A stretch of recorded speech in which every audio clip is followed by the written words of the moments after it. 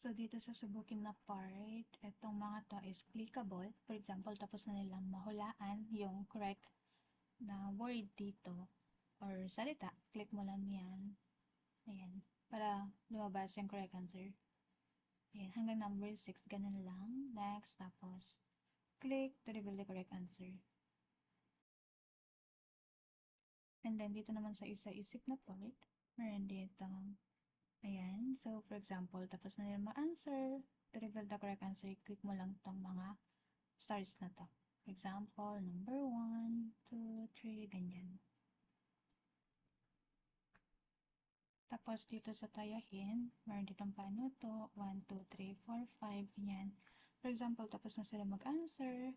To reveal the correct answer, click mo lang ulit yung star. For example, 1, 2, ayan. Ganun lang din sa number 3 to number 5.